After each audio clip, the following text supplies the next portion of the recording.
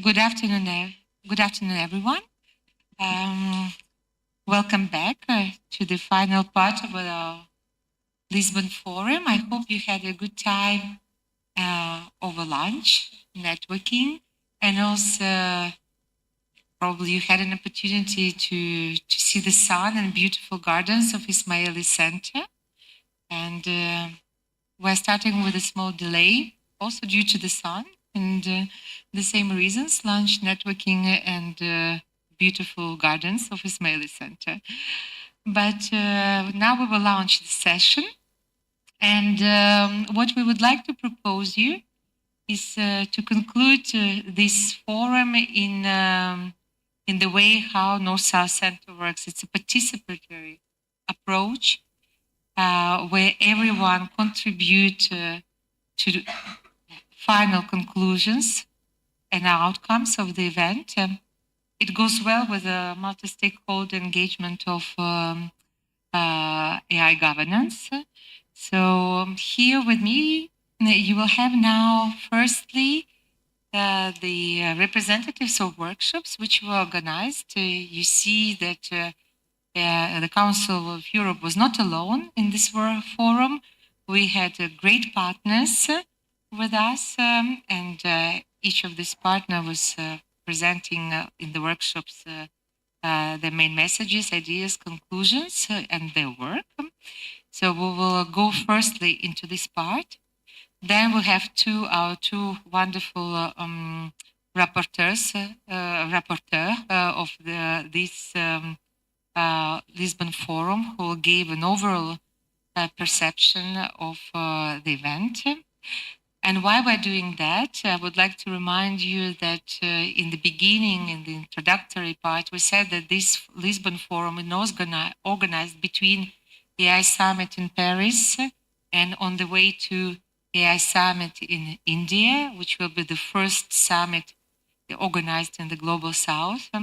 So we're trying to prepare ourselves on this path. You will see in the end of the session on the screens the code to the declaration of, we call it Lisbon for a moment. It's a draft. It's Lisbon Declaration on AI and Global Governance, coming from participants of the forum, and with key messages from rapporteurs. And you will see that after you scan this code, you will have an opportunity in the weeks to come to comment, to contribute, to add your ideas to the messages of this forum. And we hope this would be also a good outcome document. We will help us to maintain our networking, cooperation, and to build further the activities. And for those who were in summer South program here, it would also probably help to envisage ideas for cooperation in the inception phase. So with this, I will stop my introductory part, and I will ask all our partners present here the same question, and actually the same two questions. One is what was the main message, which was the main idea which drove you towards organization of this workshop, why you felt it's so important? And the second one, what are the main messages coming of these workshops which were held yesterday and today? And I will start with my definitely dear friend and colleague, Christian, but not for this reason only, but because he's responsible for the oldest convention dealing with the human rights and digital transformation of societies, which is Convention on Personal Data Protection. So please, Christian, the floor is yours. Thank you very much, Albina, and good afternoon, everyone. Welcome to this last session.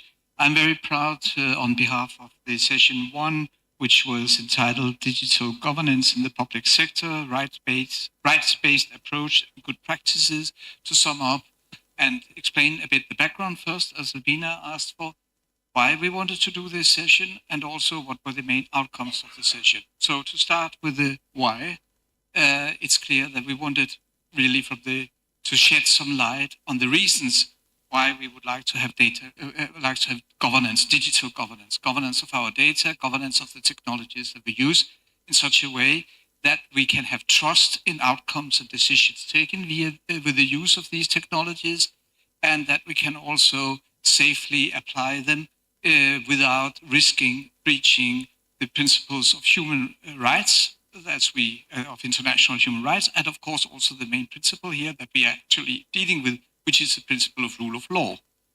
Um, what came out of the session was actually quite interesting in the sense that we had a long discussion about, also with many interventions from the floor, about how to ensure that AI technology, for instance, in particular, can be used safely, taking in various administrative contexts, including in the courts or in the normal civil administration of our states. And there, apart from the general rule of law practices that were, of course, identified and discussed, we also pointed to the fact that there's a need for ensuring data protection, because if data protection was important, and sorry for coming in here to my pet baby here, but if data protection was important when we were dealing with the administration through normal human civil servants doing the work, it is even more important with AI systems, which may combine different databases when informing or taking decisions. And for that reason, it is important that we have a regulation thereof. Now, of course, data protection was one aspect. It was not the whole aspect and not the only aspect. It was also discussed how we need to have a risk management and risk identification model in place. Albina presented the Huderia model, which is the Council of Europe's model, which has been developed really to fit the AI systems very specifically from the human rights, rule of law, and democracy point of view. So not strictly only from a technical aspect, but really from the aspect of which are the legal issues that are involved in and need to be taken into account when it comes to the use of AI systems and digital technologies, in fact, in general, when in the public sector use of these technologies. And it was also, and I'm happy to say that it was also one of the conclusions that could be drawn from it, that though we do not want to have some one model fits all, because this is not the way that it does not reflect the reality of a globalized digital economy, but we would need to at least ensure that we are all going in the same direction. That means that we cannot one-on-one necessarily take the norms and standards from one region and apply them one-to-one in another region. That has to be done with a certain sensitivity and understanding of what are the particular needs that have to be addressed. And it was also pointed out that in this regard, the Council of Europe's two flagships in this area, the Framework Convention on Artificial Intelligence and Human Rights, Democracy and the Rule of Law, and the Convention on the Protection of Individuals with regard to automatic processing of personal data, are in fact very good basis, serve as a very good basis for global cooperation on these issues, taking into account that we are talking about many different jurisdictions, various legal backgrounds, and approaches to how you solve issues, and also different issues, but also bearing in mind that the overall threats and issues that we need to address through cooperation, international cooperation, are the same globally. Even if there are, of course, regional differences, globally we're talking about the same issues. And therefore we also need to have some sort of global vocabulary framework to talk together and in a meaningful manner about solving these issues. It was also pointed out that these issues, though we are all of them, each of you in your respective administrations and governments are trying to tackle these issues, there is no way that it can be done only country by country or even region by region. There has to be a global approach. And in this regard, the as I said, the legal instruments of the Council of Europe may serve as a basis for further cooperation. And there were also a clear and strong invitation to you all to consider joining these instruments and participating in the shaping of decisions on how they are used and how they are interpreted for the future. And of course, also bearing in mind that some of you already participated in the negotiations or in the work under these conventions. So this was the outcomes of the first of the sessions. We had some very interesting speakers. It wasn't all about the Council of Europe for certain. We had the OECD. We had also other aspects that were being looked into. But I think that this summarizes in a way what we were dealing with in the first session. Thank you, Albina. Thank you very much, Christian. You mentioned several times the word of cooperation. I think the cooperation is one of the key words for our partner, who is European Institute over the Mediterranean, who organized yesterday this important event, important workshops. And I must admit, on a personal basis, when I was listening today to this very emotional and very deep and thought-provoking speeches of two athletes in the Portuguese Parliament, I thought the whole time on the way back here about the outcomes of your session, Yasmin. So I'm very happy to give you the floor to present your work. Thank you very much. Good afternoon, esteemed guests, participants, and organizers. I'm Yasmin Falfoul. I'm the rapporteur of the workshop organized by IMED, and it's the Virtual Borders, Human Rights, Challenges, and AI-Based Migration Management, and it basically explored the intersection between artificial intelligence, most importantly AI, digital governance, and migration management through 3 case studies presented by our talented researchers, namely 3 talented researchers, Nabil, Ferdowsi, Constantina, Linelu, and Martina Canesi. And these case studies actually of our researchers were first addressed during the Euromed Young Researchers Forum that was organized in Molina, also by IMED. So our discussion, or the main aim of our workshop, was to map where technology is solving problems and where it actually creating new risks and new challenges and new problems, especially regarding fairness, accountability, and human rights protection. So it basically showcased or highlighted both the potential and the risks of digital innovation in the field of migration. The session examined how emerging technologies, while promising efficiency and helping with scalability, also raise profound ethical problems, profound legal and humanitarian challenges, from, for example, algorithmic bias in asylum systems to the securitization of humanitarian data and gendered outline violence against migrants. The main message, I would say, that came across all the presentations by our researchers was, and it actually stood out clearly, was that technology must serve people, not control them. So AI governance in migration must be ethical, must be transparent and centered, most importantly, on human rights. If we truly want to maximize the benefits of AI used in migration studies, in migration in border management specifically, we must first acknowledge their shortcomings, the shortcomings of AI and its use in migration border management, and address them effectively. Because AI remains a double-edged sword after all. It depends on how we use it, and we need to use it with a lot of caution. Because it's capable of both empowering and endangering those it seeks to serve, after all. Thank you so much.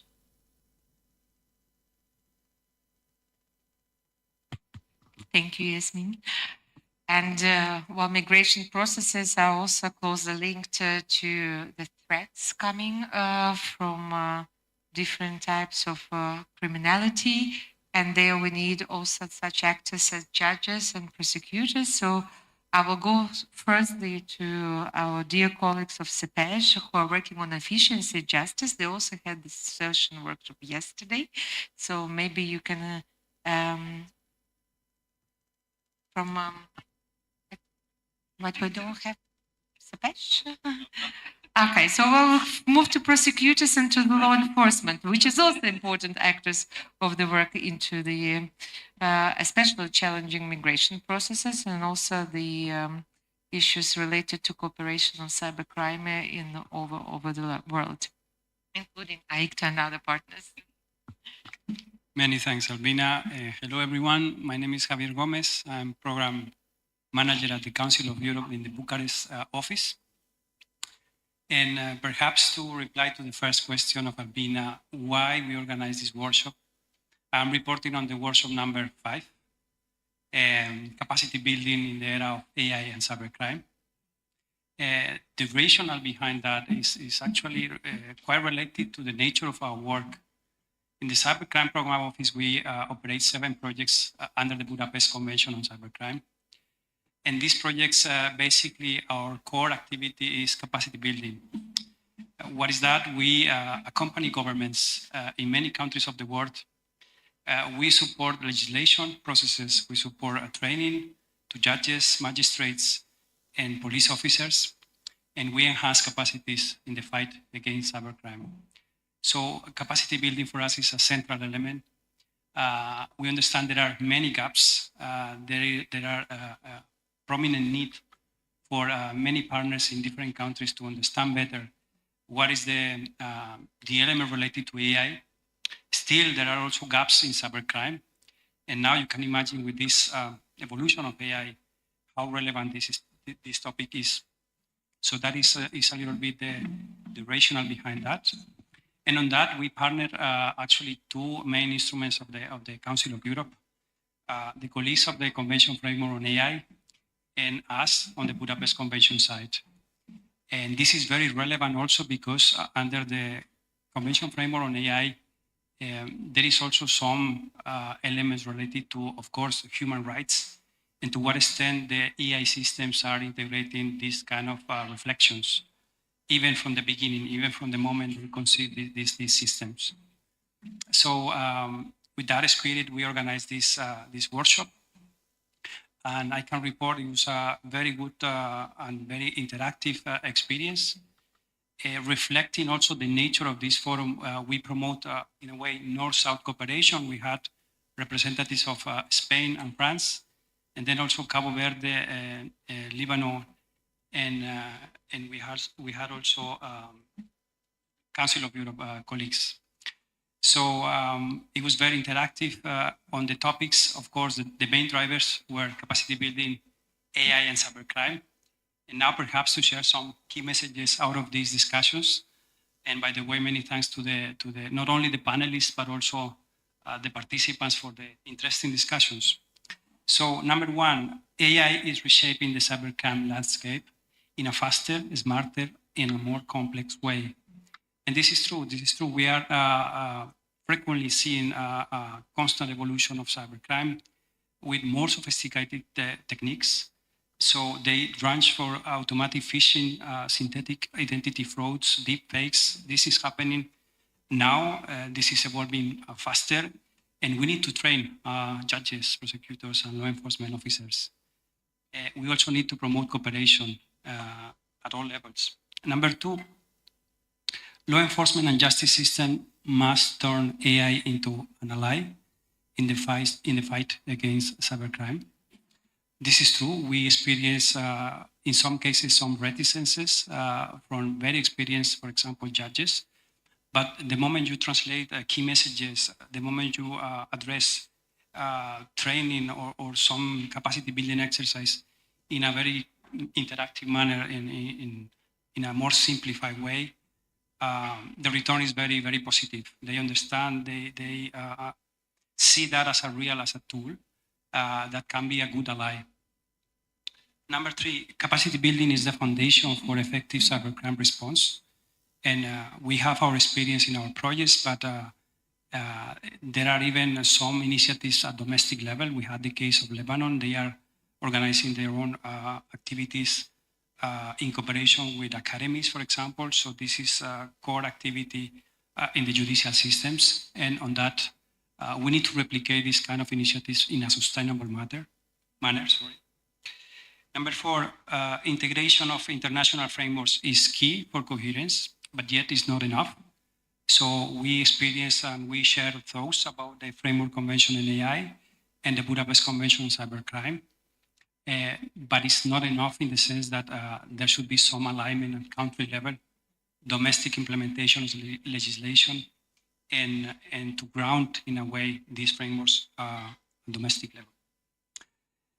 Then number 5, at country levels, we had specific examples. For example, in Spain, they are using already in collaboration with law enforcement institutions specific AI systems. In some cases, it is recognized the need to revisit these systems to integrate the logic of human rights. But still, these instruments, these tools are very useful for initiating investigation, for making the processes more efficient, for saving up time and even money. The case of Cabo Verde, we had a representative of the Financial Investigation Unit with some specific focus on applications of AI on cybercrime and financial related crimes.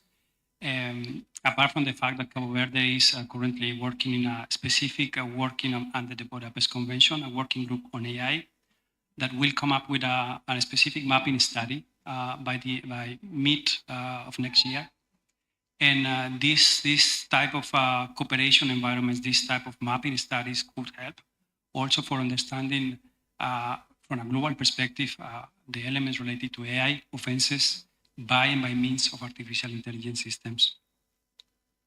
And we have also from Lebanon that either is, although it's not yet part of Budapest Convention or the Framework Convention on AI, there is a lot of progress in such a context, a country that is touched by conflict. And it's amazing to know that inspirational example of alignment of legislation, of training initiatives and cooperation with other partners in the region. So that was very, very good. And finally, trust, transparency, and human oversight remain a central element to cyber justice. By that, we mean that technology is there. We need to learn to use it. Capacity building is necessary. But by any means, we can expect or we can think that they can entirely replace the judgment from a human perspective. So that's it from a very interesting workshop. We spoke about artificial intelligence, but we did it with natural intelligence. And that was very, very, very useful. Thanks. Thank you, Xavier. And after discussions which touched law enforcement and judiciary on the investigation side, now we definitely will invite Sepesh to present the elements regarding efficiency of justice. So please come.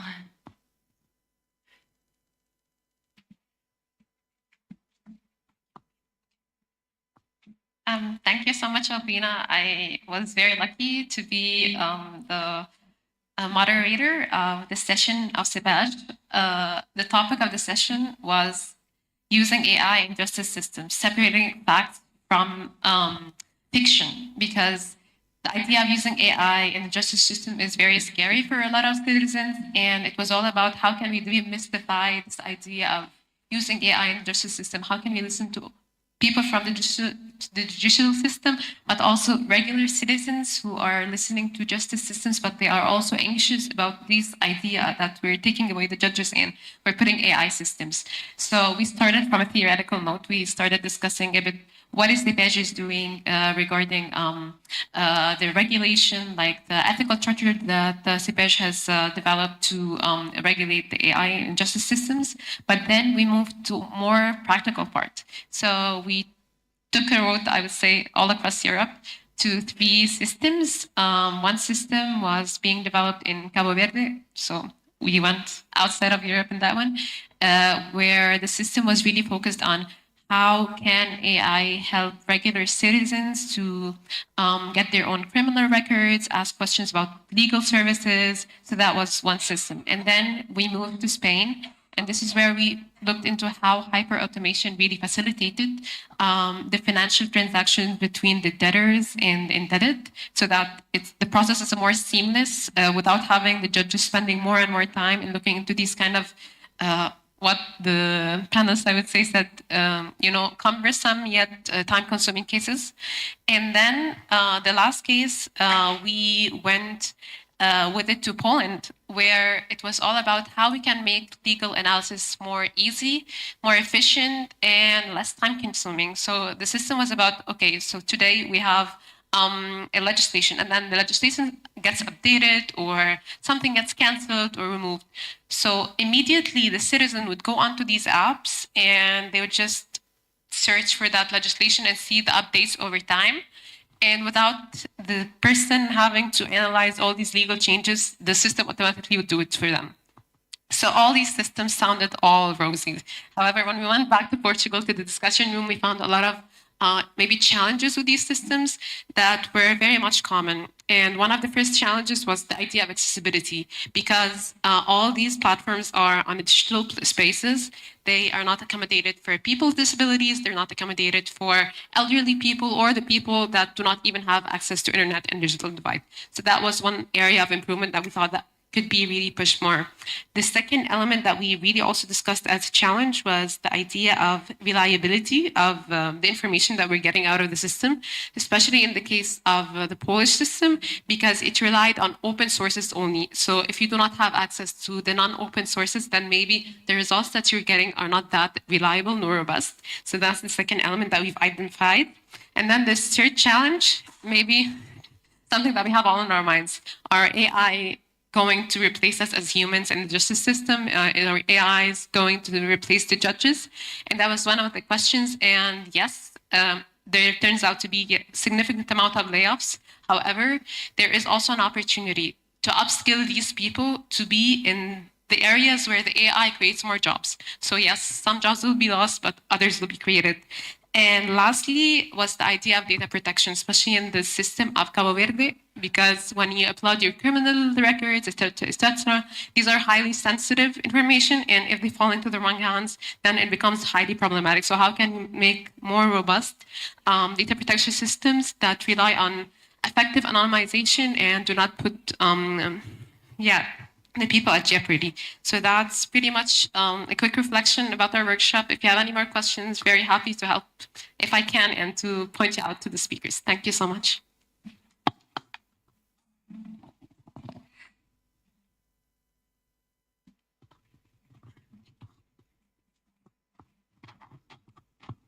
No,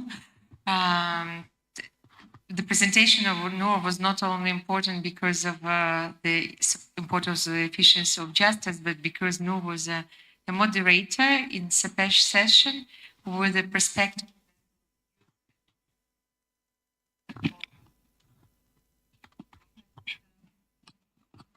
Hello.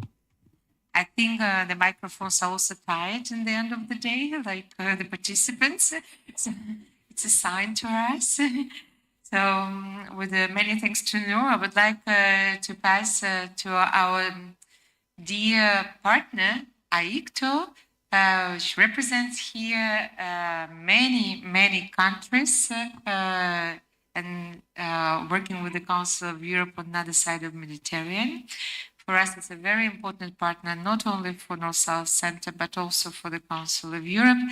And maybe I start with, I give the floor to Pierre, who is also, who knows us very well, because in Lebanon, he worked on personal data protection. He worked on he's very involved in artificial intelligence, and also having a legal background. I'm sure that our all common works on law enforcement and judicial is also of importance for our future cooperation. Please, Pierre.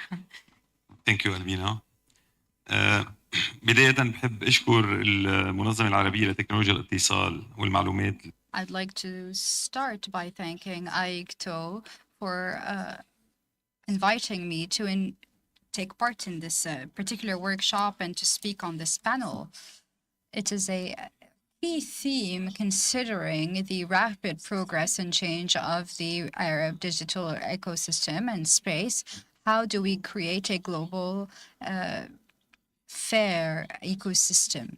We are here today gathered to talk about a couple questions that have come back over the past few days. We have spoken about AI, not only to understand what it is, but to understand how to control the technology in a way that is beneficial for society in order to ensure that it does not control us.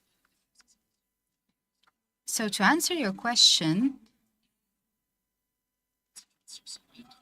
although it seems like a simple one, it is a very important one. We know today that there is a ferocious fight in favor of trying to find ways to control our use of AI. This fight does not have to do with investment, but one that is linked to morality, ethics, and ensuring that AI use is used in favor of human justice.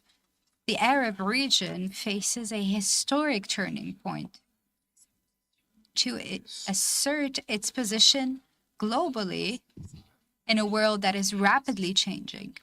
We must create a unique governance system which is based on the value and the different values of the cultures of Arabic countries, of Arab countries.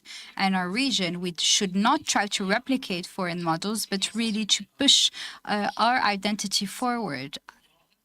AI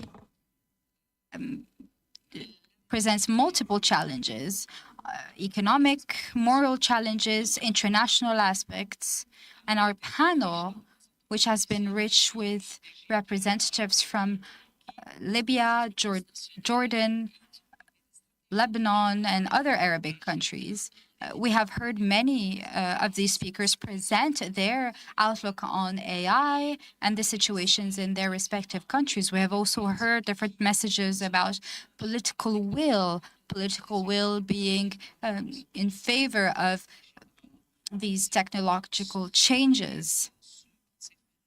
On a regional standpoint, we have been tackling different challenges, such as the Arab strategy for AI, as well as different statutes and creating frameworks for AI. And this is a first major common step for Arab countries in this field. I would like to insist on certain points when we talk about AI. These points are essential to transfer Western jurisdictions onto ours.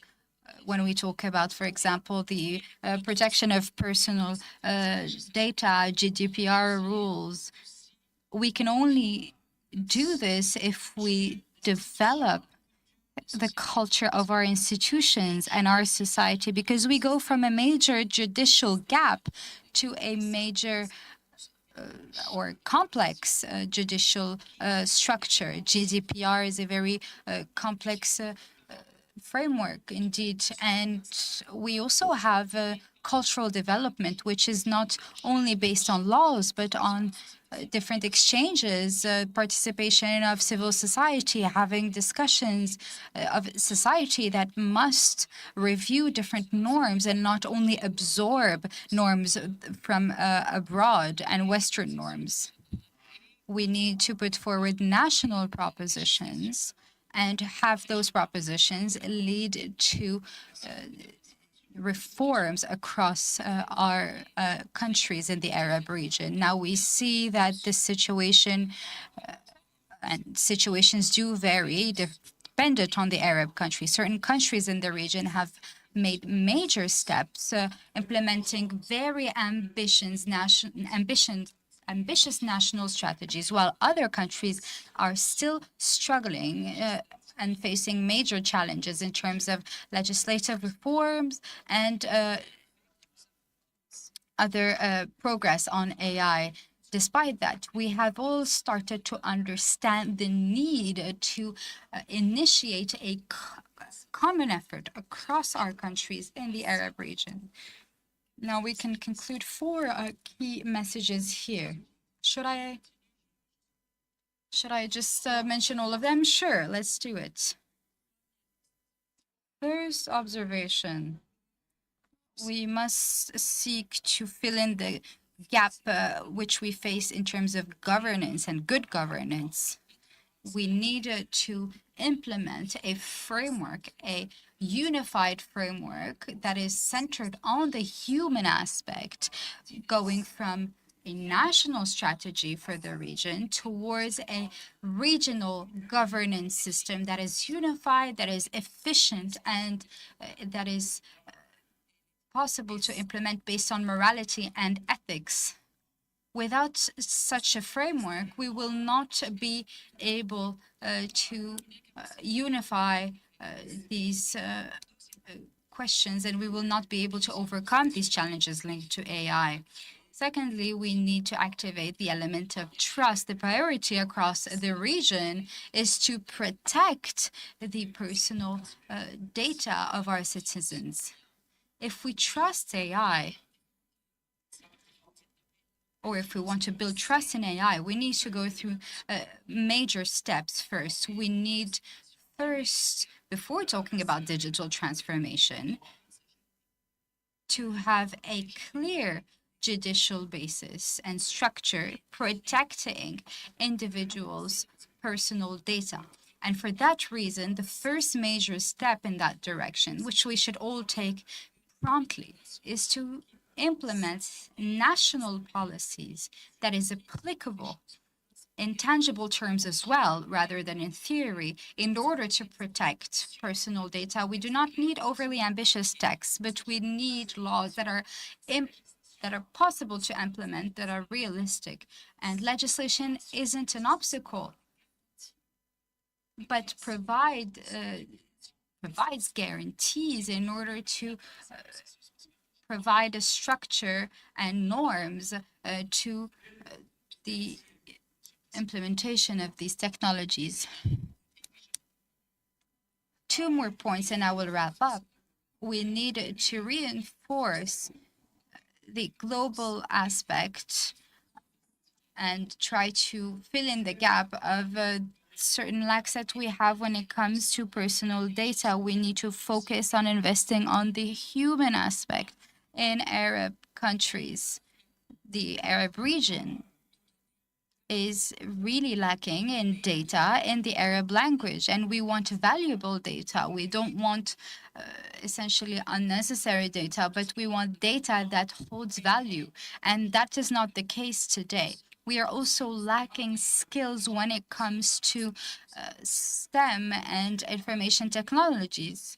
So these are the fundamental basis in order to develop open Arab data in parallel with introducing digital information as well as AI programs within the education system. I'd like to add that about 4 years ago, we published or implemented a law which was approved by Parliament, focused on education for AI, robotics, and IT from the kindergarten, essentially, all the way to high school. And I had the honor to participate to the drafting of this law, and this was ratified. So we really do need to focus on this comprehensive integration of AI programs within the education system from the youngest stage all the way through high school. And finally, we need to guarantee equity when it comes to AI on a global level. We need to have a unified voice speaking on behalf of the region, speaking of AI in our countries, because it is not a sector for competitivity, but it is a space where we want to create balance and fairness. We could, as the Arab region, bridge the gap between the global south and the global north by playing key roles within international organizations across the UN and across other organizations in order to implement a global calendar in order to contribute to providing more equity on a judicial level as well for the matters of AI on a global level. And within our panel, we have spoken about 3 major outcomes: creating greater closeness from the daily life and Arab life from the aspects of AI, and having those translate into the practical lives of everyone in our society. Also having an ethical governance model for AI based on common moral standards. And finally, confirming the role and asserting the role of the Arab region as an active and key partner, global partner for the development of norms on AI, and not simply be a passive actor. Technology and AI are not a technology future, but are a choice that we make in terms of a society. As a society, we either choose a theme, and what we have done today was not merely an academic or theoretical discussion. I do hope that we have been really taking tangible steps forward when it comes to AI, and insisting on values that are global and open on the rest of global values. And I thank you for your attention.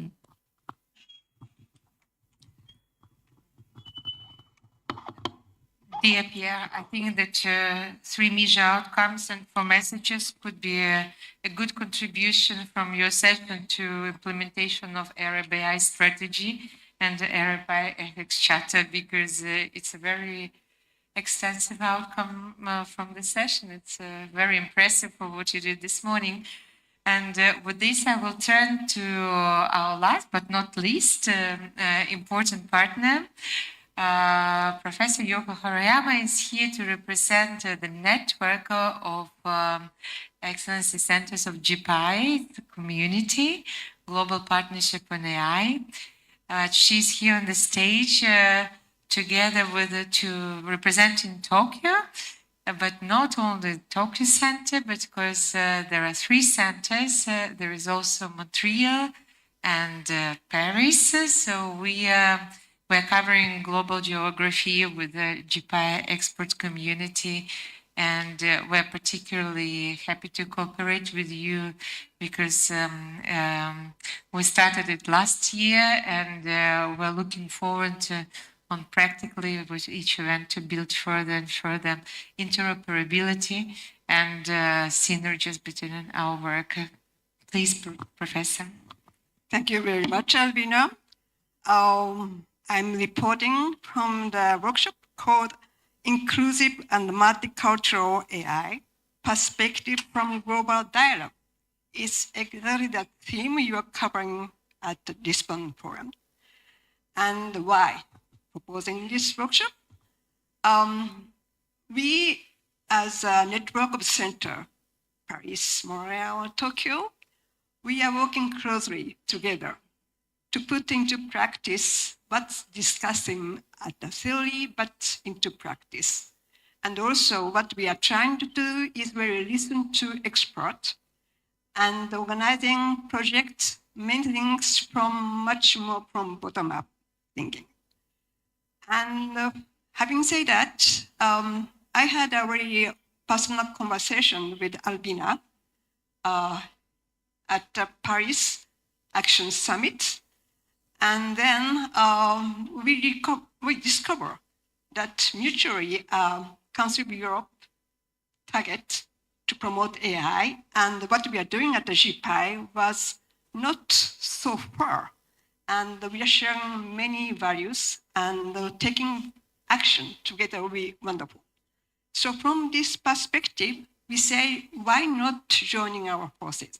So I invite you, Albina, in May, the workshop we are organizing in Tokyo. And the idea was very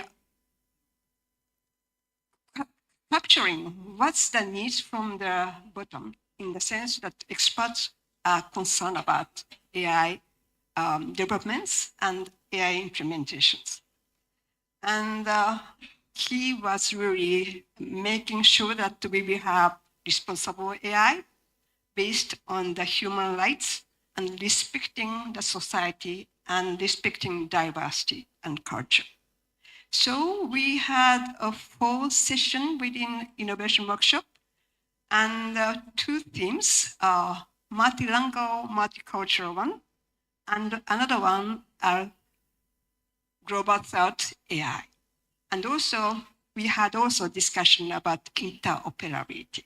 So from this perspective, we say, in return to your participation to ours, we propose to have a workshop here at the Lisbon Forum.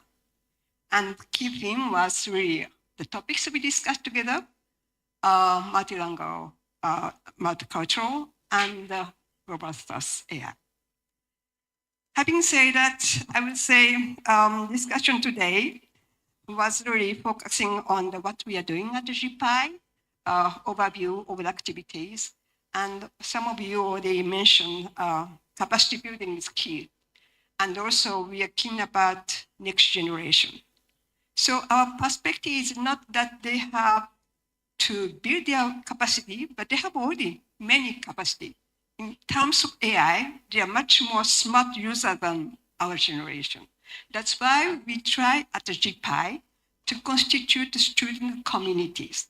We started with some countries' communities. Now we try to expand these activities from different countries. And we are inviting you, all of you, if you are interested in to joining us, we are welcoming your actions. So we present this student community during the workshop, but also we have discussing based on the preliminary discussion we had at innovation workshop on the multicultural, multilingual, and the global South AI discussions. What we want to say is that as a conclusion, and the key message from our workshop is that the key is inclusive approaches. Basically, not separating north, south, or regional, global, but we have to work hand in hand. Of course, we have different languages, but as you mentioned, we need to have global vocabulary. Once done, we have to have localized interpretations, taking account of the background, cultural, historical, and very many people there. So we need to combine these approaches, but same goal, we take human at the center and serving for humanity. And also, I would say another key point, the diversity. It's became kind of political issue, diversity, but fundamentally, the power and the power of humanity is backed by the diversity, not only in terms of languages, not terms of gender or countries, others, but to respect others in the way that may even using AI. And we have to have this dimension, and we have much more rich and useful AI development and implication. So at the end, the conclusion, not conclusion, because we will be taking this discussion as a not starting point, at the middle of the discussion from Paris Action Summit, moving into the next one, Indian Impact Summit, and in between we have here at the Lisbon Forum to ensure that we will going together as a partner to ensure that AI development implementation should be inclusive and respecting diversity, and in a way that we will be working hand in hand, not just dominated by some of them, but in respect of mutually. So that's why we are here, and we are happy to continue the collaboration with you, Council of Europe. Thank you so much. Thank you, Professor Mariama. Indeed, we are on the road for having an inclusive and participatory approach. And as I said in the beginning of the session, the organizers of this workshop prepared a common document, Lisbon Declaration. There are also key messages which will be presented to you right now by our two esteemed rapporteurs. And because we want to have participatory approach, I would like to remind that the QR code to this draft declaration will be on the screens, and our colleagues will put it right now. And at the time our rapporteurs are preparing the key messages, announcing the key messages of the forum, please note that you can come back to us with your input anytime in the coming days and weeks, and we will try to prepare a document which is comprehensive and reflects the discussions of this forum to all of us. And now I will give the floor to our esteemed rapporteurs. I would like to invite you for the first part to put your interpretation because it will be in Arabic. Salwa, please.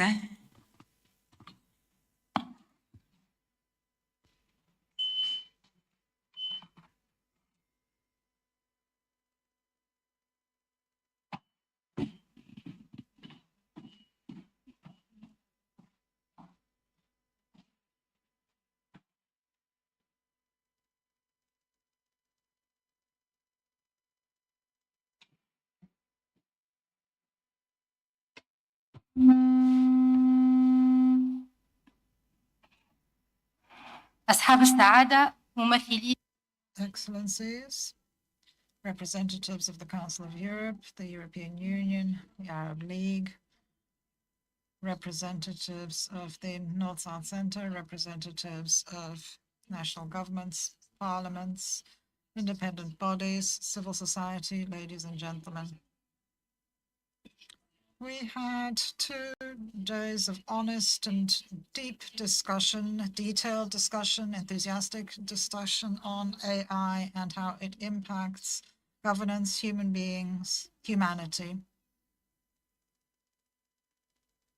Through technological development, AI technological development, we have discovered technology that goes beyond the human, that needs to be organized in legal terms and in terms of international law.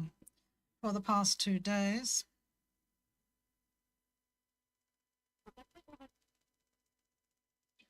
participants were in agreement about the importance of AI and how it can improve our lives through organization of different services, public, private, supporting health, knowledge, our ability to learn, drawing populations closer to each other and civilizations too, allowing for the development of the well-being of societies and individuals. However, this forum acknowledges that AI, like any other technology invented by man, is not impartial. AI can be both a way of infringing human rights, democracy, the rule of law, but it can also, on the other hand, be a critical source. It can be not independent enough and can lead to infringement of personal data, people's private life, and have transboundary implications. The different presentations over the past 2 days showed that technical and legal aspects need to be considered. And in all of this, there are ethical matters, concerns of an ethical nature to consider. These have to do with our use of AI, a technology that was supposed to assist human beings across a number of different fields. A number of different ideas were raised by representatives from over 45 countries. We spoke about the different possibilities of AI, the impacts of AI, and what is acceptable in terms of AI's impacts. The idea was to focus also on danger and risk, which is fundamental when we discuss these matters. It is also a fundamental principle under EU law on AI. There are three main challenges that can summarize the risks involved in AI. The risk of discrimination or exclusion. This is an idea that was taken up on a number of occasions during the past 2 days, the issue of confidentiality, protection of personal data, and also misinformation. Let me say a few words about these different dangers. First and foremost, discrimination and exclusion.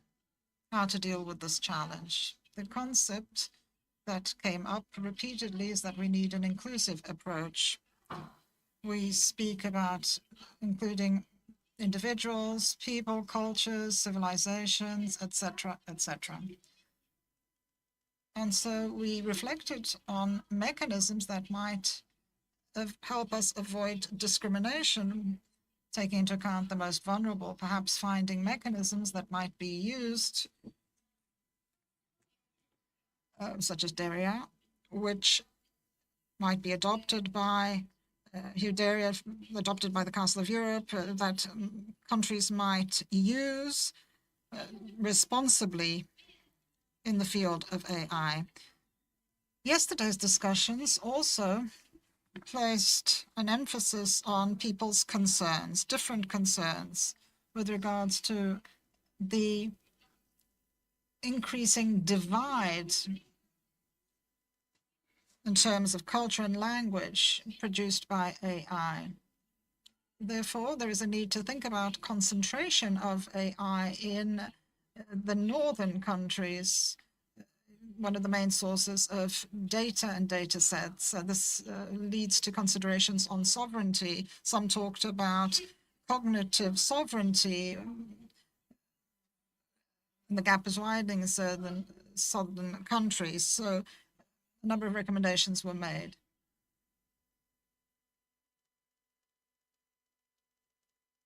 There is a need to take into account context, local priorities, local context, consider the ethics charter or the African and Arab strategies, and also the southern countries' strategies with regards to the standards and rules that govern AI. There needs also to be consideration of linguistic dominance in AI. This was something that came up over and over in the past 2 days.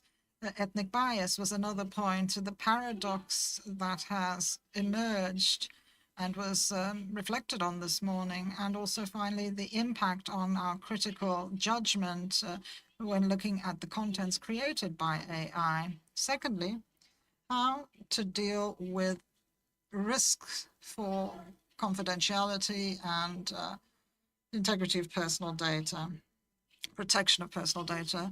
The framework conference on AI is the benchline in this area. There needs to be consideration of this fundamental tool adopted by the Council of Europe.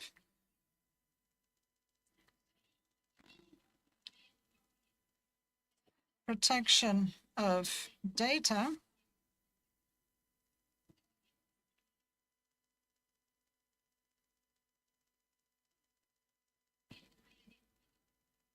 has to take into consideration mass production of data.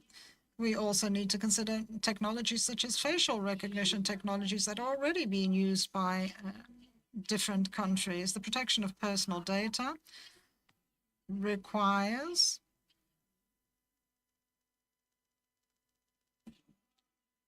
protecting confidentiality And we need to consider the classification of individuals when this data is used. So therefore, better mechanisms are required to fight the dangers posed by AI.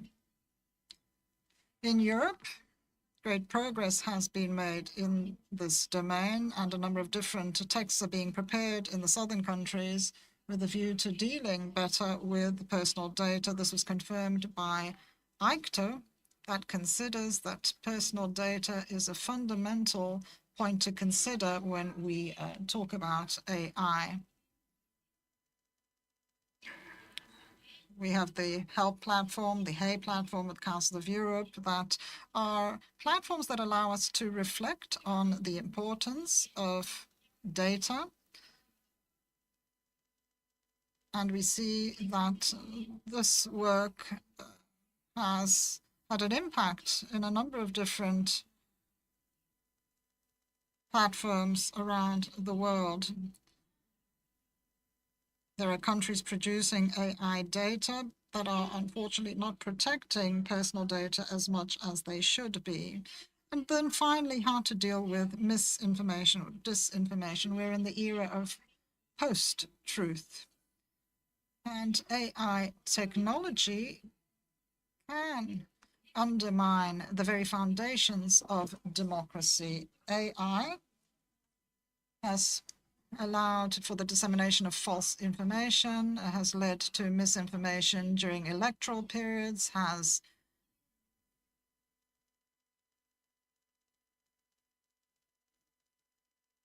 led to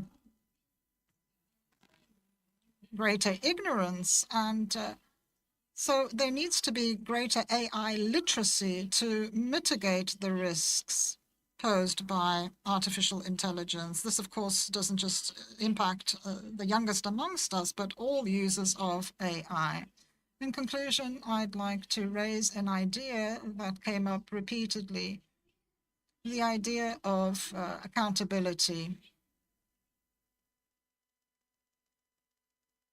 Legal accountability is a complex matter. This is a recent technology after all, but we have ethical and political considerations to consider. This was raised on a number of occasions. AI places humanity before two choices. We either use AI as an expression of humanity and it works for all, or it becomes a barbaric way which limits democracy, human rights, and the rule of law. I think that this forum was clear. We want to go down the first road. Thank you.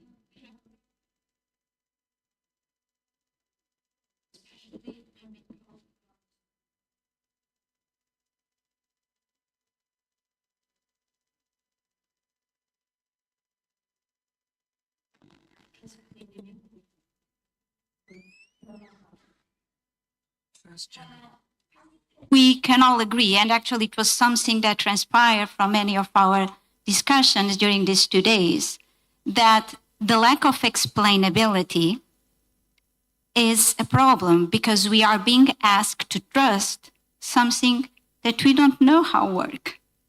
So how can we trust in a black box? Now, to be very clear, I have to say that even though black box is a problem, it doesn't have the same dimension in every single field. So for instance, when it comes to medical AI, I would say that we can tolerate some lack of explainability as long as the results are precise.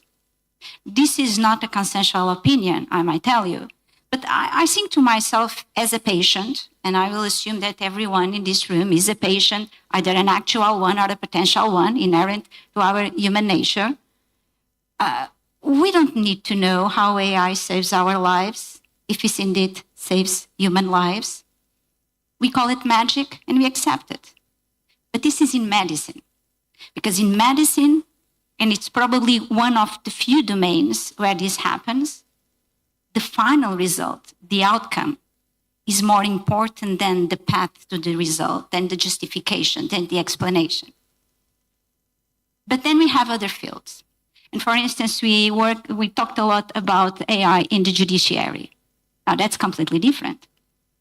Because in the judiciary, in a courtroom, the path to the decision, the proceeding, the justification, the understanding of how it works is as important as the final decision, if not even more. Because in the end, it is the justification, which if you use AI, will be an AI justification, very much related to explainability, that decides if the decision was good or bad, not the decision in itself.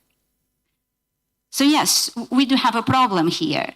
And our colleagues, people from engineer, computer science, they of course want to help us. And so they create explainable AI, the so-called XAI, which basically it's a group of techniques that try to help us on how to cope with the black box, because they try to provide some kind of explanation, or as an explanation proxy, so to say.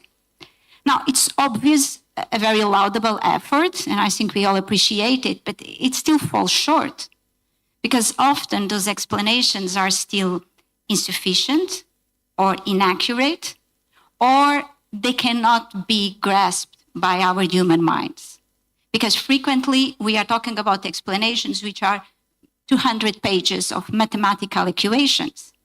And come on, there is no judge, there is no lawyer, no doctor, no auditor that will be able to understand it.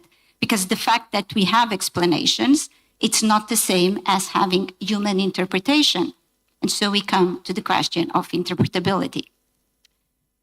So reaching this point, we all probably all say, let's get rid of black box AI. Let's only have white boxes. That is, AI systems that are fully transparent on the way they operate, and that we can understand how AI reach a certain output. Well, that's certainly seducing. But, well, we have a small problem here. Because the more explainable the AI system is, the less accurate it is. So we need to pick. We, as a human society, we need to pick. What do we want? We want AI that is extremely precise and accurate, but we have no clue of what's going on? Or we have an AI that we can understand, but is not so much accurate, like kind of. You see, that reminds me a dilemma that from ages has tormented humankind. Do I want to be right, or do I want to be understood? It's pretty much the same we have now with AI. And that's for sure a human choice, a choice that we have to do in our laws, our regulations, our conventions. Then,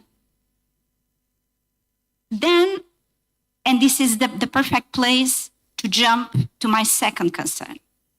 So there is a big portion of AI systems that we cannot grasp.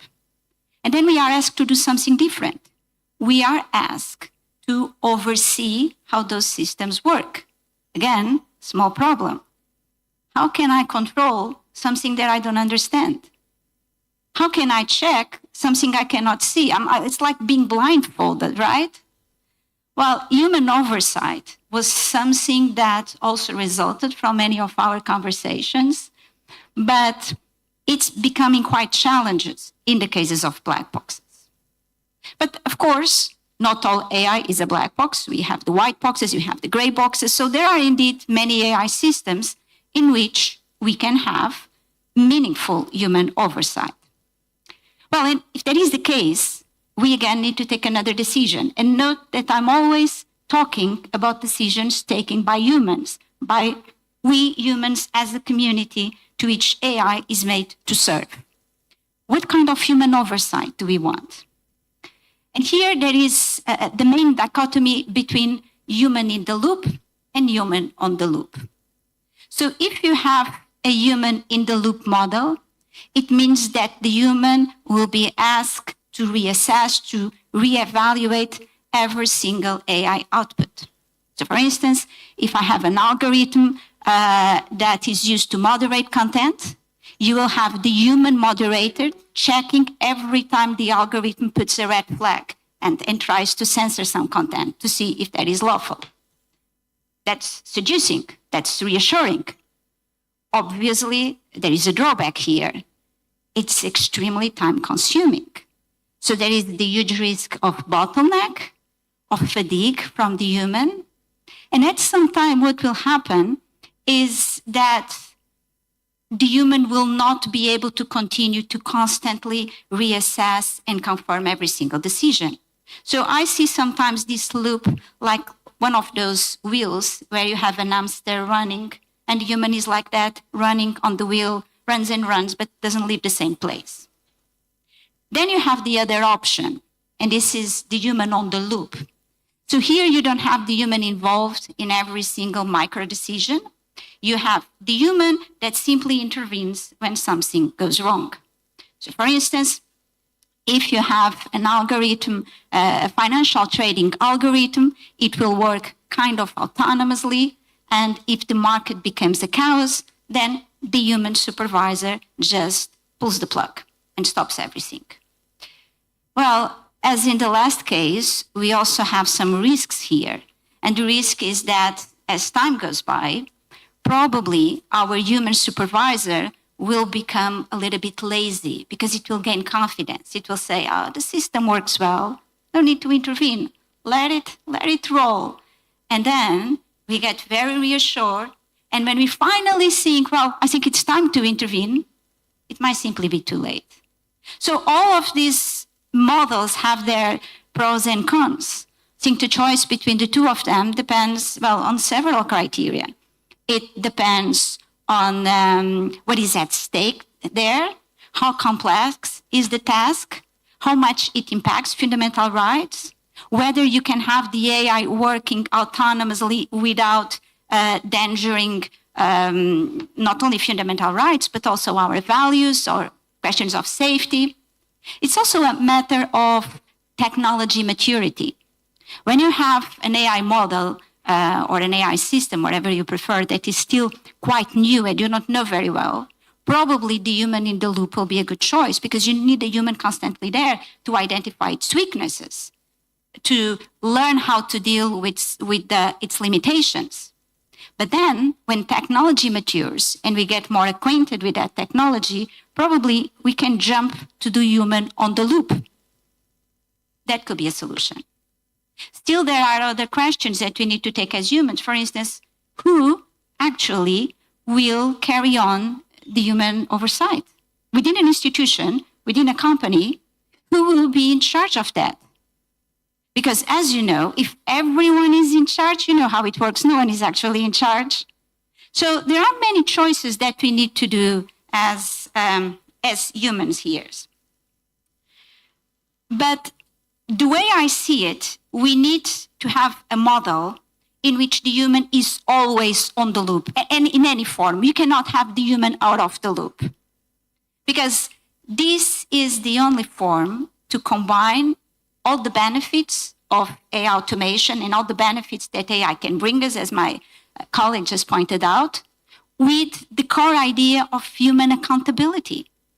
Because as I see it, or probably as I would like to be as I would like to be, the future of AI is not to replace us, it's just to complement us. And that leads me to my third concern, which once again was very much present in our discussions, still here, also came around, the idea of the human being in the center. I know that you probably are sick and tired of listening to it because the human centrality of AI, it became a slogan, it became a soundbite, yes, but let's not forget that it's still one of the core principles of AI governance. And for me, what we need to decide is how it will be materialized. Because as a principle, in theory, I think it's undisputable. Everyone agrees that the human should be in the center. But when it comes to make it practical in real life cases, how will we do it? How will we organize our laws to make the human central? That's where the discussion comes, when disagreement comes. So in my perspective, to achieve human centrality, we need to answer two main questions. Who decides, who is accountable, and who benefits? And the answer to these three questions is always the same and striking simple, is the human. The human must decide, the human must be accountable, the human must benefit. Because, as I just mentioned, AI, what you call artificial intelligence, if there is any intelligence on that, can never take our place. AI is not a judge. AI is not a professor. AI is not a CEO. AI is not an administration. AI is simply a tool. And we must treat it as a tool, a very valuable one. By all means, I'm a huge advocate of AI, don't get me wrong, but AI as a tool. So the so-called artificial intelligence cannot replace ours. It's here to complement ours, to make us better humans. In a sense, a form of human enhancement, this time digital enhancement. And so I come to the end. And in the end, to wrap it up, I grab again the three main concerns: explainability, human oversight, and human centeredness. And don't think that these are three different questions, because they actually all come together in one single ethical equation. Because without explainability, human oversight collapses. Without human oversight, you cannot have the human node. And without human centrality, all these values that we have built as the human community, fundamental rights, democracy, the rule of law, all that just falls like a house of cards. Thank you so much.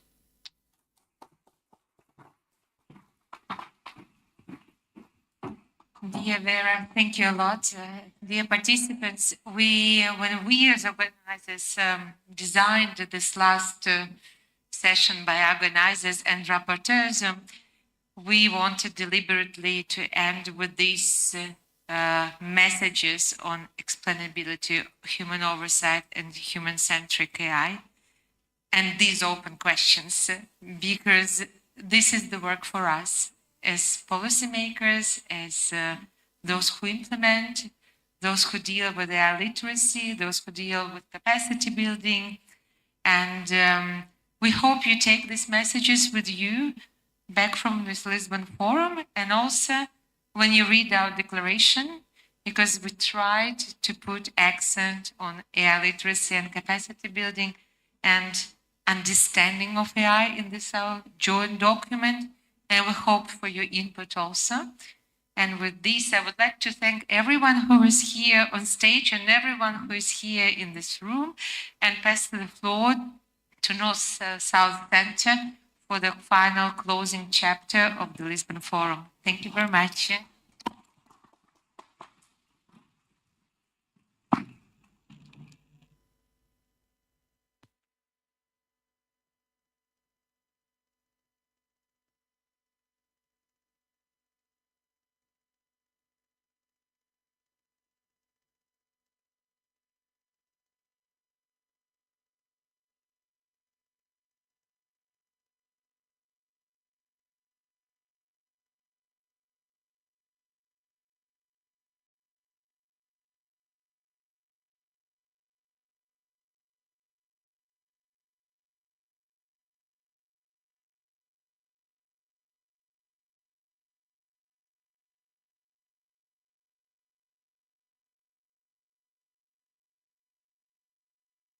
Merci à tous les rapporteurs et toutes les...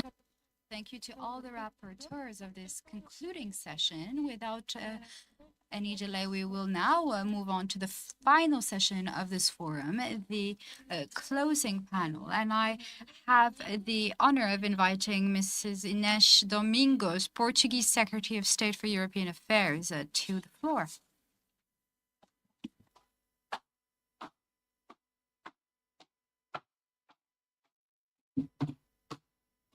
Thank you very much. Thank you, everyone, and thank you for the invitation to be here today. I would like to thank the organization for this excellent meeting. I got the chance to listen to the very end of your debates about the AI, and so I was very interested in the contents and in the conclusions that you have reached. Dear Under Secretary General of the United Nations and High Representative for the Alliance of Civilizations, Ambassador and President of the Executive Committee of the South Center, distinguished guests and participants, I would like to first start by thanking the Ismaili Center for welcoming us today, as they did last night, actually. It does stand in Lisbon as a symbol of how cultural diversity and cooperation can thrive together. And those are principles that remain at the heart of our collective efforts. It's guided by these values that Portugal places great importance on the work of the North-South Center of the Council of Europe. For over 3 decades here, the Center has provided a space where shared principles are translated into action, and we are proud to host it in Lisbon, where it continues to foster dialogue across cultures and generations. We also welcome the renewed momentum of the North-South Center and the reinforced emphasis on the organization's external dimension, strengthening its engagement with neighboring regions beyond Europe. Portugal reiterates its firm belief in the Centre's pivotal role to be a bridge across regions, including in the context of the Secretary General's roadmap towards a new democratic pact for Europe. For the past 76 years, the Council of Europe has been a forum for shared values and political dialogue. And we recognize the vital importance of close cooperation between member states, the Secretariat, and the organization's various bodies in ensuring effective action in pursuit of its mission. Ladies and gentlemen, it is fitting that the North-South Prize and the Lisbon Forum stand out amongst the Centre's most prominent initiatives. Both offer valuable and unique contributions to interregional dialogue by shining a light on individuals and organizations that excel in promoting solidarity, democracy, and human rights, as well as by promoting the sharing of knowledge and best practices amongst stakeholders in Europe, Middle East, and Africa. I was actually very happy as I was coming into this forum and to understand that we were speaking so many languages here. Of course, we hope there would be, it's great that we have translation for those, but the fact that we can be here together, speaking different languages, hearing different languages, it is an important sign of what we are doing together, looking at a common challenge from very different perspectives. And I would also like to point out today that I was very moved earlier on. It is not, it was in a different event within the Council of Europe, within the North-South Center, but I cannot help but tell you how moved I was this morning earlier in the Parliament about the recipients of the prize, the North-South Center Prize. And it was very moving because you saw among all the laureates, and I congratulate them all, but I guess my perhaps more emotional word goes to the athletes that were recipients of the prize, because to be a recipient of a prize because you are a woman in sports. They were both women in sports. One of who was in the Paralympic competition. So it's a woman in sports with a physical difficulty. And they're women, those two were women in sports. One of them had a difficulty, a specific difficulty, and they're refugees. And this is a symbol of how you can overcome, how far you go for what you believe is possible to do. So when we look at an example like that, and we look at the forum that we are here today looking at such difficult issues like how do we deal with the opportunities of AI? How do we make sure that they are at the center of how the human is at the center, as an earlier speaker was saying?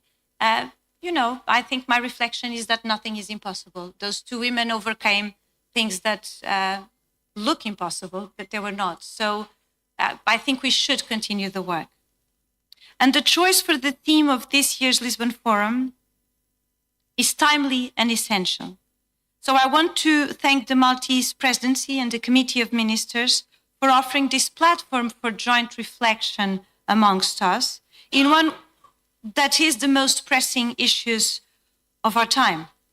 The AI is reshaping our world. It influences public services. It influences education. It influences democratic processes for good and sometimes not for not such good reasons. It influences government. There's a European government that claims to have an AI minister these days. So a digital minister, I think they call her or it. It's everywhere. And Portugal commends the Council of Europe for a proactive leadership in tackling these many challenges.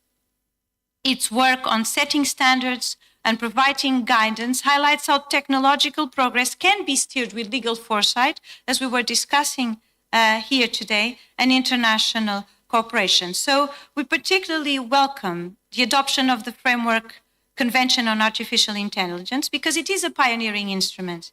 It's the first legally binding international treaty in this area and establishes a clear framework for states to ensure that AI systems are aligned with human rights, democracy, and the rule of law beyond being, we hope, very, very useful. The global interconnectedness enabled by technology requires that any solutions, if they are to be impactful, are not bound by borders. The Framework Convention, for this reason, took in the input of not just member states of the Council of Europe, but also a wide range of stakeholders from around the globe, and this is to be welcomed. Beyond AI itself, the convention also opens pathways to address cross-cutting issues such as gender equality and non-discrimination, and it demonstrates how technology and fundamental rights are indissociable. Setting principles and standards is only the start, and so the human rights, democracy, and rule of law impact assessment is a key companion of the convention. Ladies and gentlemen, despite this laudable progress, significant hurdles nevertheless persist. Cooperation across regions is uneven and legal frameworks are not aligned. Awareness of AI's implications are limited. We are here today, of course, debating among experts. Many people do not understand necessarily all the implications that even for us and even for you that are the experts are hard to grasp. So building capacities is fundamental for responsible innovation. And in this regard, Portugal has been very actively engaged in this agenda, recognizing AI as a priority, advancing initiatives that combine technological innovation with legal safeguards, protection of rights, and increasing knowledge for everyone about this issue. It is fundamental in this process to ensure that citizens are informed and empowered to engage with AI, and the next generation, as well as this one, incidentally, is well equipped to responsibly shape technology. So Portugal will continue to support this agenda, and thank you very much.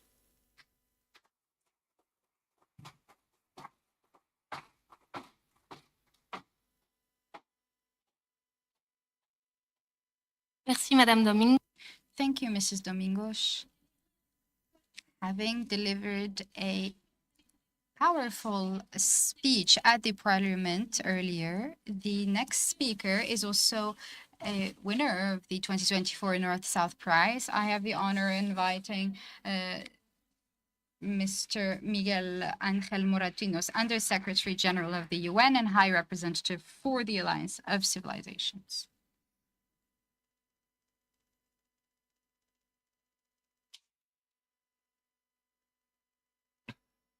Good afternoon, buona tarde, buenas tardes, bonsoir. Let me start by saluting the Excellency Mr. Agustin Kibasa Mariba, Minister for Digital Economy of Democratic Republic of Congo. It's good to have you. It's good to have the Democratic Republic of Congo with us in this North-South dialogue. And we congratulate you to join the North-South Center. Of course, the Secretary of State of Portugal, Inés Domingos, and Your Excellency Ambassador Francesca Camilleri Vettiger, Permanent Representative from Malta to the Council of Europe. You are the boss, no? You are the President of the Deputy of Council of Europe of the North-South Center. But let me express my thanks to our host, to Dr. my dear friend Nazin Ahmed, diplomatic representative of Ismaili Manat in Portugal. That makes me think that a few years ago, I think 3 years ago, I was here in the same setting, sharing, these round tables. That's what the real world. The speeches of the principal are not so important, no? We are going to read something. You will not take note of my, but after listening to the last speaker and the expert to say, well, what I'm going to say. Anyhow, I will say. But the important thing what you have been debating during these 2 days, because we come, we speak, and then we leave to another meeting, another conference, and like that, everything goes well. But nevertheless, I think they asked me to participate in the closing session of this Lisbon Forum, and I have to especially warmly thank the Council of Europe and its North-South Center for inviting me to address this final session. And I also commend them, I think I really commend them for convening in a very timely this debate about discussion of AI and the global governance, absolutely essential in today's world. Over the past 2 days, this forum has once again demonstrated its value as a space for inclusive and multidisciplinary dialogue, one that brings together policymakers like us, experts like you, civil society, youth, to address some of the most important questions of our time.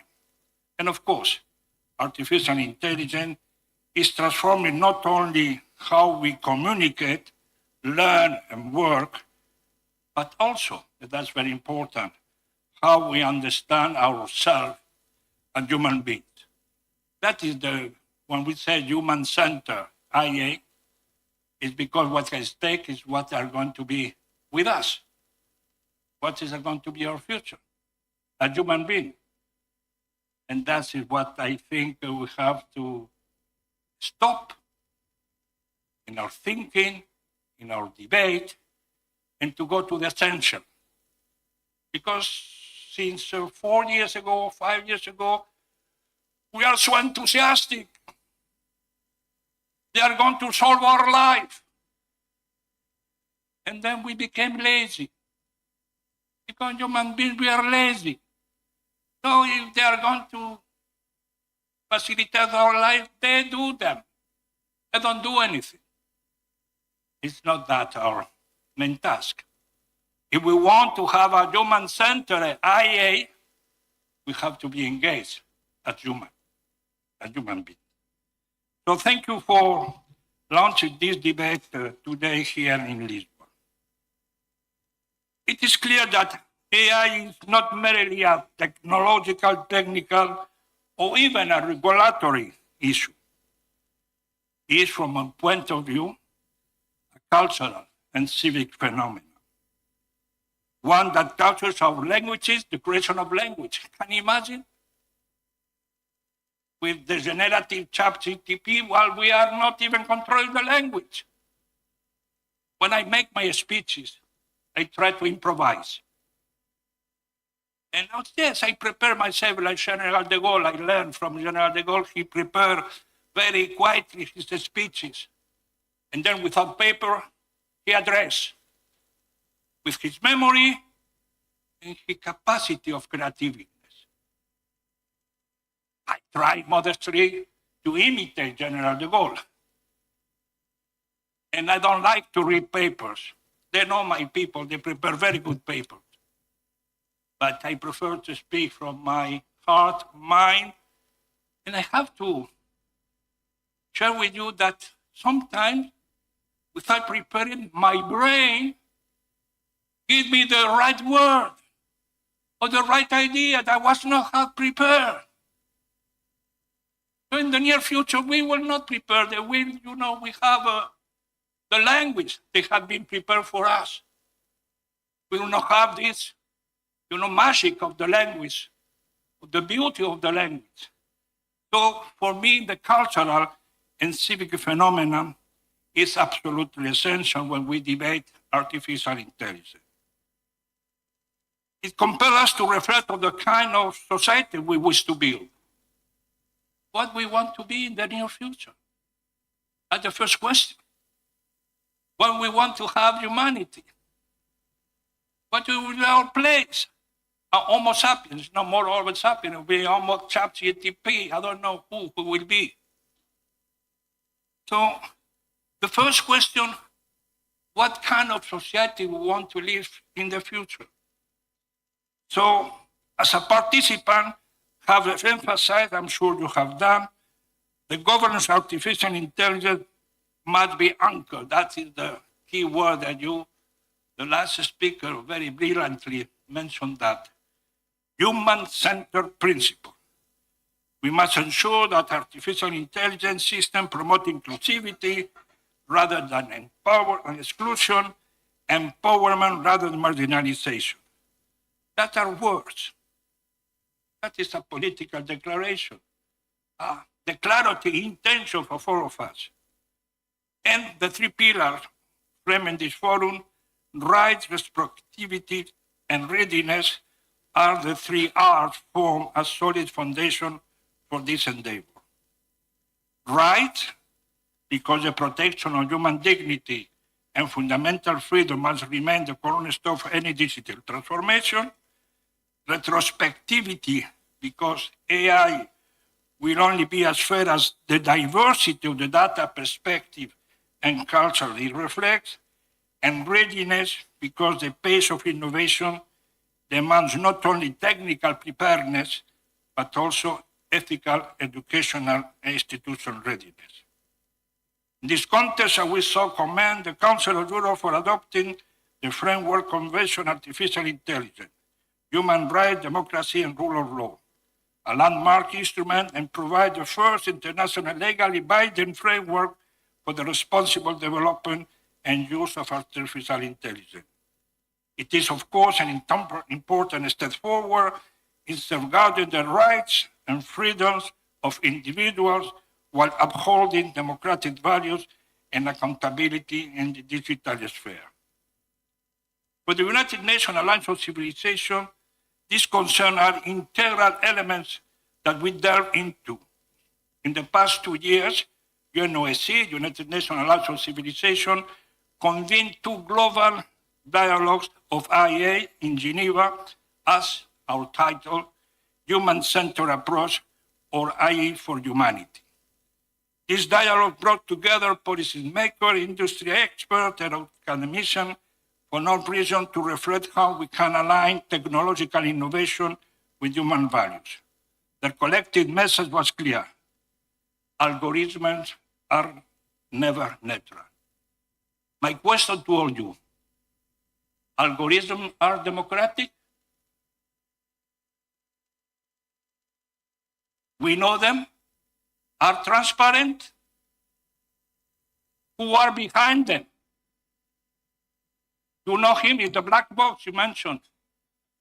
But you say, why black box? It's a box. I don't know anything about mathematics myself. I never understood mathematics. You can imagine, I will never understand algorithm. But I ask the people who knows algorithm to be responsible. Who is behind them? Who are introducing them? Because we want to have rule of law, human rights, democracy. Where is democracy? Where are democracy in this corporation?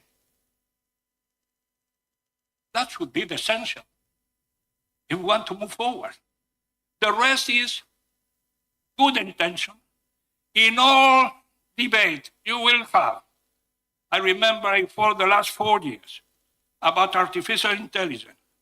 At the beginning, there was only technological advancement, discovery, the white box, medical expertise, economic adventure, everything fantastic. And then suddenly, the company, the corporation, the people who are launching us to this adventure, no, it has to be some ethics. And like you have a cake and you put the sugar in the surface. Now we talk always at the end. I don't know, maybe I'm wrong. There has been philosophers here in this debate. There has been somebody from a cultural background, from the real ethic problem. There has been religious leader here. It's what we try as Alliance of Civilization when we are gathering and discussing about artificial intelligence. Because what kind of society we want? And I fully agree with the last speaker. Absolutely. We, the human being, we will continue to be the one to lead, and we only need artificial intelligence as a complement. To complement us. That's fantastic. I will sign immediately. Give me the paper. I will sign immediately. But that is not what is happening. Don't fool ourselves. That is not happening. Because I don't know. You say, and you explain so well, what is in the box, who are deciding. And when we try to regulate, it's always late. We want to catch up, it's always late. So it's not a question to go after them. I'm a long runner, distant runner. I know how to run 3,000 meters. But of course, after 2,500, I'm exhausted. So we have to stop that and to go to the essential of the problem. If not, my dear friend, we will not be able to have what you mentioned, this complementary. Yes, I want the human to lead. Why? Because I am a human being. So simple.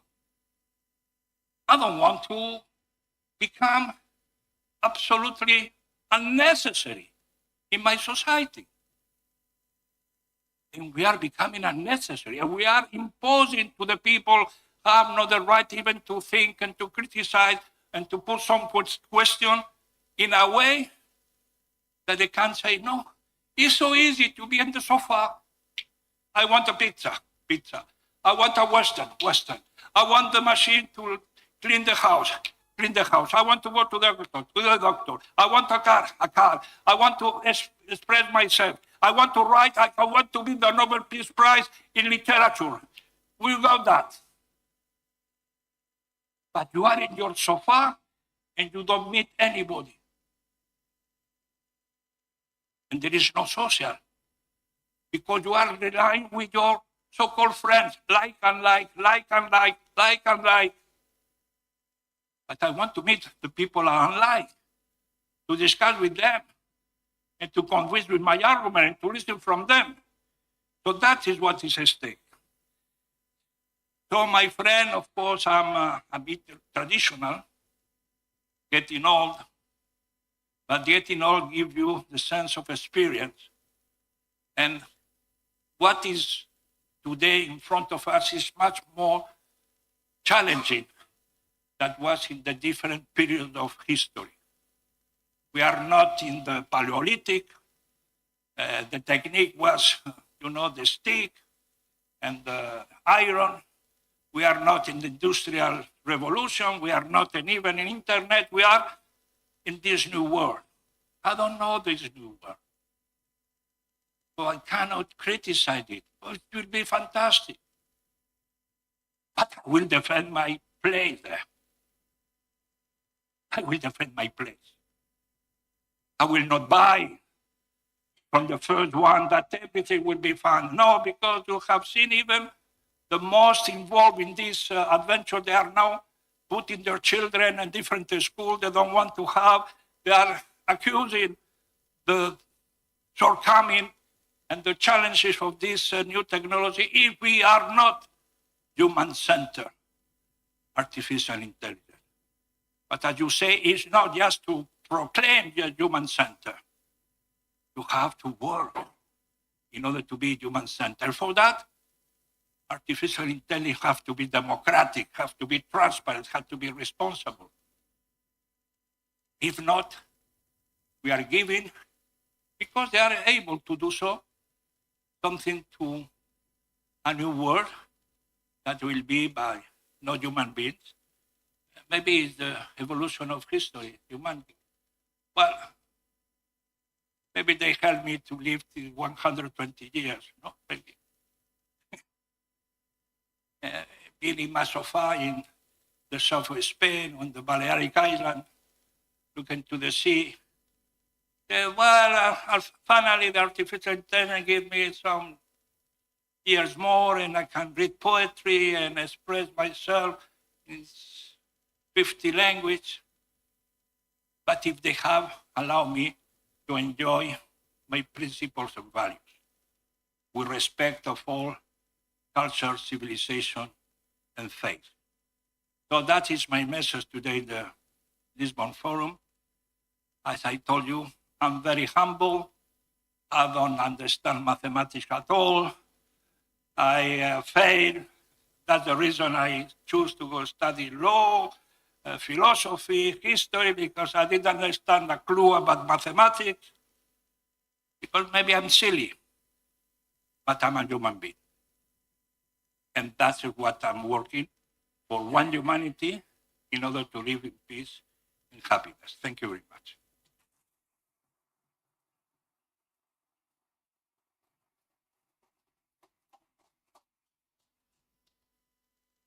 Merci beaucoup. Thank you so much, Mr. Moratinos. Few of you know this, but it is now official. The Democratic Republic of the Congo is now a member of the North-South Center of the Council of Europe. In this context, I have the honor of now inviting to the floor Mr. Augustin Kibasa Maliba, Minister of Digital Economy of the DRC.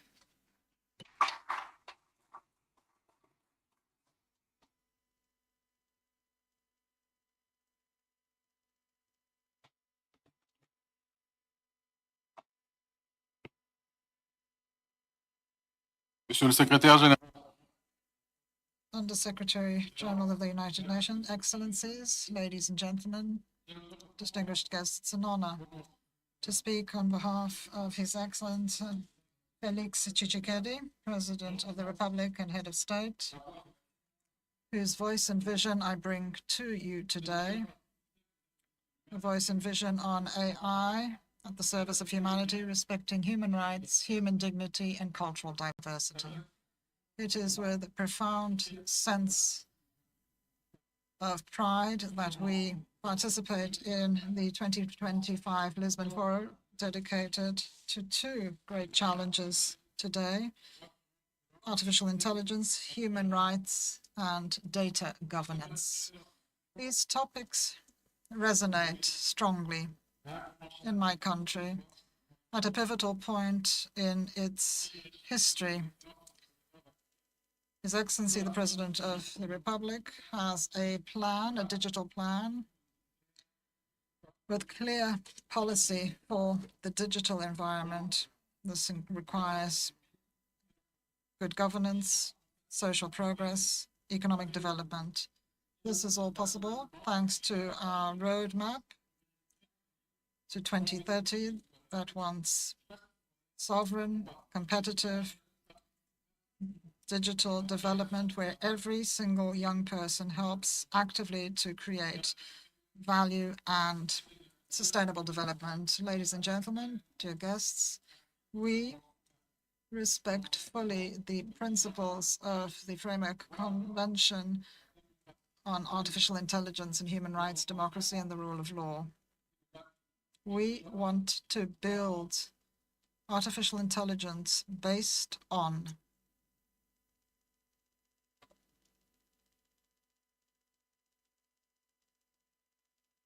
Notre ambition est de based on humanism, reflecting fundamental values, dignity, liberty, respect for private life, non-discrimination, and solidarity. With the support of UNESCO, our country has assessed via a report AI, and this is at the heart of our national strategy for AI and for data governance. This strategy considers reliability, transparency at the heart of the digital transformation in the DRC. The serious nature of what we see in the east of the DRC in terms of human rights has become a great priority after decades of violence.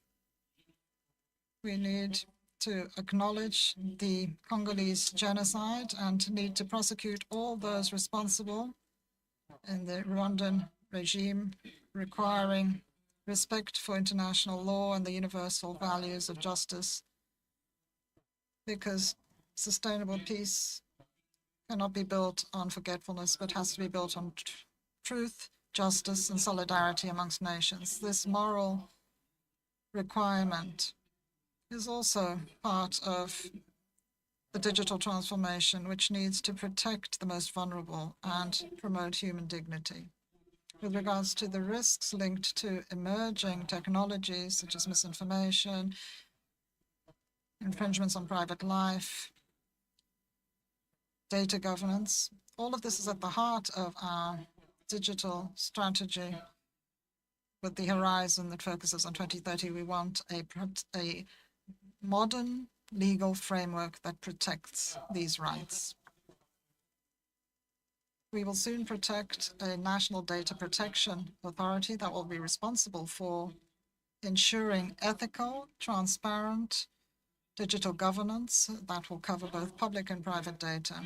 Our aim is clear. We need to create an environment where data is shared responsibly, where AI is an engine of development, innovation, and social justice. Ladies and gentlemen, distinguished guests, for a young country where more than 60% of the population is under 25, AI represents a historic opportunity as long as it is inclusive, ethic, and accessible to all. The DRC is fully committed to building AI governance globally founded on dignity, justice, and peace. We reaffirm our desire to collaborate actively with the Council of Europe so as to define common standards for ethical and responsible AI at the service, above all, of humanity. And so we ask for reinforced North-South cooperation training, research, cybersecurity, and the technological revolution, because the digital future of mankind has to be shared by all. Distinguished guests, by bringing you the words of the president of the DRC, I restate the belief of my country that AI and the digital world should be placed at the service of humanity, peace, and sustainable development. We want to build an inclusive and sovereign digital society. All data, every single algorithm, and I think the Undersecretary General of the UN focused a lot on the famous algorithm, and each innovation elevates human dignity. The digital sphere and AI must become tools for progress, justice, and hope. Thank you very much.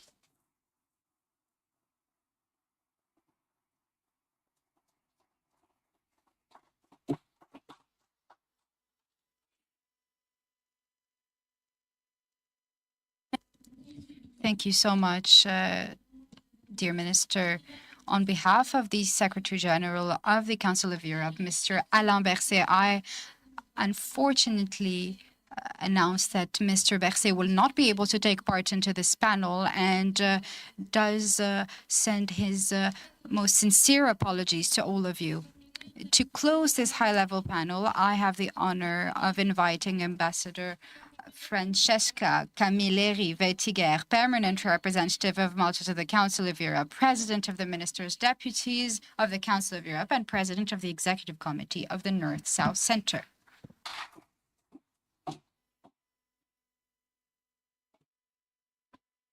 Under-Secretary General of the United Nations and High Representative for the Alliance of Civilizations, Your Excellency Miguel Ángel Moratinos, Minister of Digital Economy of the Democratic Republic of Congo, Your Excellency Augustin Kibasa Maliba, Excellencies, distinguished participants. It's a great pleasure to be back here with you as we mark the closing of the 2025 edition of the Lisbon Forum. Over the past 2 days, the North-South Center has once again been a meeting point of ideas, perspectives, and shared values, a platform that gathered over 200 participants to reflect, debate, and foster cooperation to address the shared challenges our societies face. This year's focus on the governance of AI could not be more timely. As many have reminded us, AI is not merely a tool, it's a transformative force capable of reshaping the very foundations of our societies. It is impacting our day-to-day life at unprecedented speed, redefining how we learn, how we connect, work, communicate, and how we even take decisions. As we have also repeatedly heard throughout this Lisbon Forum and the last 2 days, when AI begins to mimic our behavior without oversight, it becomes particularly dangerous, because it reflects both our brilliance and our biases. And this is precisely why governance matters. When AI systems operate without transparency or accountability, as we've heard, when they replicate bias or amplify our own prejudices, they do not simply malfunction, they undermine trust in democracy itself as they deepen existing inequalities. This morning I asked ChatGPT how best to govern artificial intelligence. It replied that governing artificial intelligence effectively is hard, but doable if we combine good principles with practical tools, institutions, and international cooperation. Not a bad answer at all. And to this, I would add a specific key takeaway from our discussions as regards these good principles, that the development and deployment of AI must be anchored in human rights, democracy, and the rule of law, and must always guide our decisions.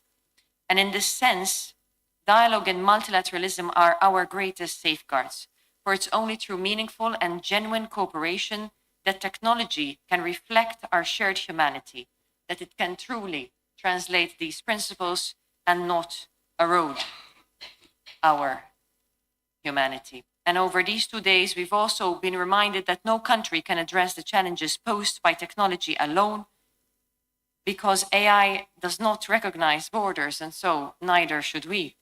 The future of AI is global, and so must our responsibility be global and shared. If we fail to govern this technology collectively, we know the risks. We risk being governed by it individually. And it is in this spirit that we welcome the Lisbon Declaration that has been adopted at this forum, which captures the essence of our shared commitment to harness artificial intelligence for the common good and in full respect of human rights, democracy, and the rule of law. The declaration calls for inclusive, multi-stakeholder, and human-centered approaches, for strong data protection laws, robust accountability mechanisms, and transparent oversight.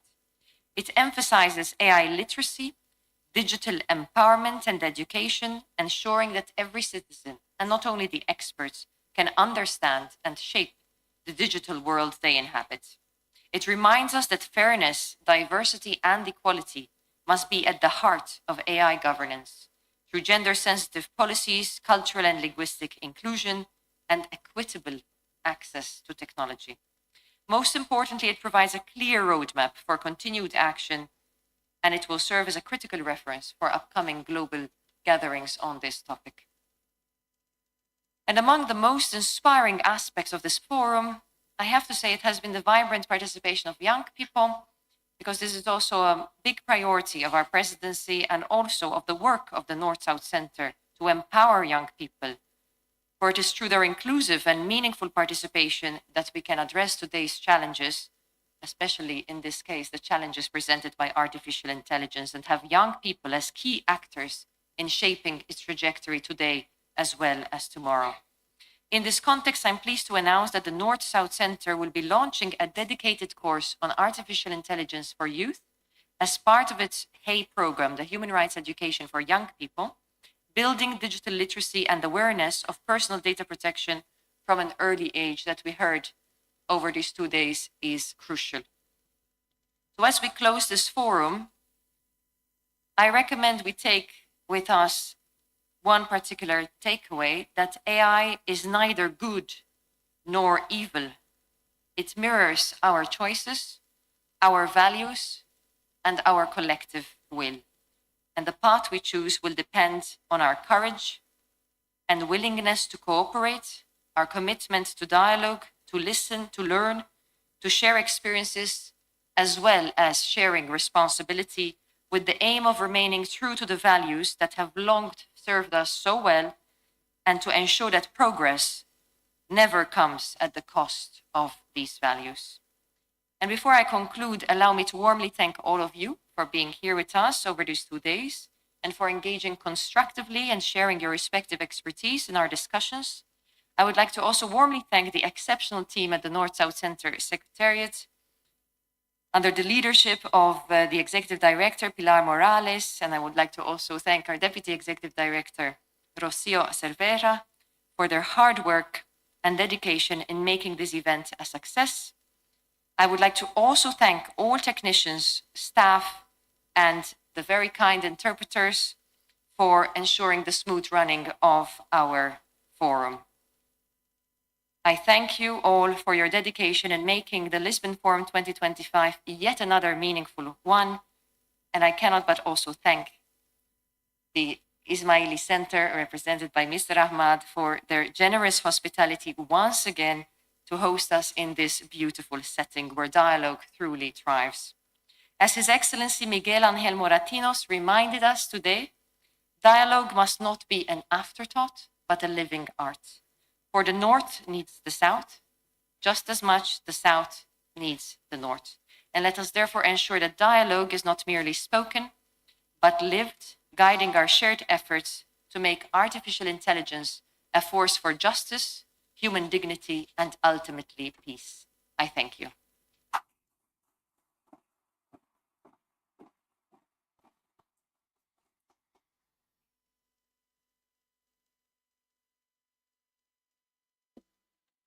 Thank you very much, Madam Ambassador. I think you have thanked everyone who needed to be thanked. And so I will simply conclude with a bit of housekeeping. Kindly make sure that you don't take the interpretation devices home with you. My colleague has gently reminded me that they need to remain behind. Thank you very much for having participated in the Lisbon Forum, and hope to see you again next year, perhaps. Thank you all.